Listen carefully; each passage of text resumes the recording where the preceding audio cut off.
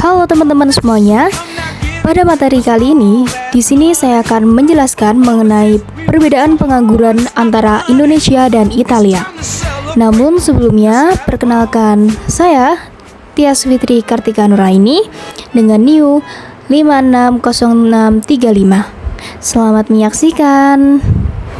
Dalam 10 tahun terakhir, tingkat pengangguran di Indonesia menunjukkan tren yang cukup stabil dan cenderung menurun. Berdasarkan data dari World Bank, persentase pengangguran Indonesia pada tahun 2023 berada sekitar 3,3% dari total angkatan kerja, turun sekitar 4-5% pada tahun 2014. Angka ini menunjukkan bahwa sebagian besar masyarakat Indonesia sudah terserap ke dalam dunia kerja. Namun, tantangan besar masih ada, terutama karena sebagian besar tenaga kerja di Indonesia masih berada di sektor informal dan pertanian, di mana penghasilan serta jaminan sosialnya cenderung rendah. Tingkat partisipasi angkatan kerja juga tinggi, sekitar 68%, dan jumlah tenaga kerja mencapai lebih dari 143 juta orang. Walaupun begitu, tingkat pengangguran muda usia 15-24 tahun masih sekitar 13%, menandakan adanya kesenjangan keterampilan antara pendidikan dan kebutuhan pasar.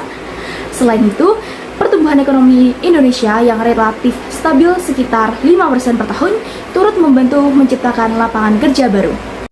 Sementara itu, Italia memiliki tingkat pengangguran yang lebih tinggi dibanding dengan Indonesia meskipun mengalami perbaikan dalam satu dekade terakhir. Data menunjukkan bahwa pada tahun 2014, tingkat pengangguran Italia mencapai 12-13%, lalu menurun secara bertahap hingga berada kisaran 6-7% pada tahun 2024. Penurunan mencerminkan pemulihan ekonomi dan kebijakan tenaga kerja yang lebih baik setelah krisis ekonomi Eropa.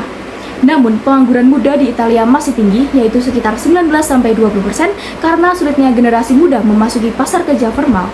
Struktur ekonomi Italia yang didominasi sektor jasa dan industri membuat sebagian wilayah, terutama di selatan, menghadapi stagnasi pertumbuhan dan kesenjangan kesempatan kerja. Selain itu, pertumbuhan ekonomi di Italia yang hanya sekitar 0,6-0,7% per tahun menyebabkan penciptaan lapangan kerja baru berjalan dengan lambat. Secara keseluruhan, meskipun Italia termasuk negara maju dengan sistem kerja formal yang kuat, tingkat penganggurannya tetap lebih tinggi dibandingkan dengan Indonesia karena faktor struktural dan ekonomi yang kompleks. Perbedaan tingkat pengangguran antara Indonesia dan Italia disebabkan oleh beberapa faktor utama, yaitu yang pertama struktur ekonomi, yang kedua tingkat pendidikan, dan yang ketiga karakteristik pasar kerja.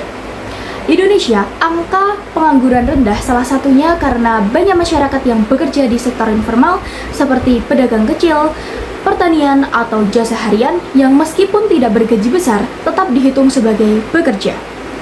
Artinya, bukan semua pekerjaan yang ada di Indonesia tergolong pekerjaan yang layak. Sementara itu, di Italia, sistem ekonominya lebih maju dan formal, sehingga pekerja yang kehilangan pekerjaan lebih mudah tercatat sebagai pengangguran. Selain itu, pertumbuhan ekonomi di Italia lebih lambat dibandingkan dengan Indonesia, sehingga penciptaan lapangan kerja baru berjalan lebih sedikit. Di sisi lain, sistem kerja yang lebih ketat, biaya tenaga kerja yang tinggi, dan ketergantungan pada industri tertentu membuat penyerapan tenaga kerja tidak secepat negara berkembang seperti Indonesia. Dampaknya bagi tenaga kerja muda di kedua negara juga berbeda. Di Indonesia, banyak lulusan muda yang kesulitan mendapatkan pekerjaan sesuai dengan jurusannya karena kesenjangan keterampilan antara dunia pendidikan dan dunia kerja. Akibatnya, sebagian harus bekerja di luar bidang keahliannya atau menerima pekerjaan dengan gaji yang lebih rendah.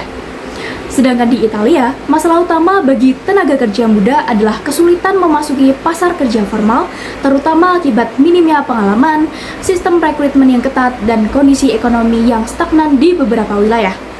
Kedua negara memiliki tantangan yang sama, yaitu memastikan agar generasi muda tidak hanya mendapatkan pekerjaan, tetapi bisa mendapatkan pekerjaan yang lebih produktif dan berkelanjutan.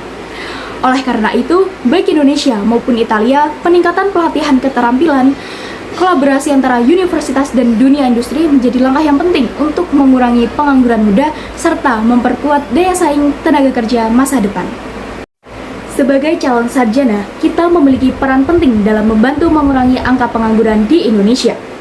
Langkah yang perlu dilakukan adalah dengan meningkatkan keterampilan dan kompetensi diri sesuai dengan kebutuhan pasar kerja, seperti dengan menguasai teknologi digital, kemampuan komunikasi, dan berpikir kritis. Selain itu, mengambil pengalaman sejak di bangku kuliah melalui magang, organisasi, atau proyek sosial juga penting agar memiliki bekal nyata saat memasuki dunia kerja. Kita juga perlu memiliki mental yang adaptif dan kreatif, tidak hanya bergantung pada pekerjaan formal, tetapi juga berani menciptakan peluang kerja sendiri melalui wirausaha, bisnis kecil, atau pekerjaan berbasis proyek. Di sisi lain, membangun jaringan profesional, networking dengan dosen, alumni, dan praktisi industri juga dapat membuka kesempatan kerja yang lebih luas.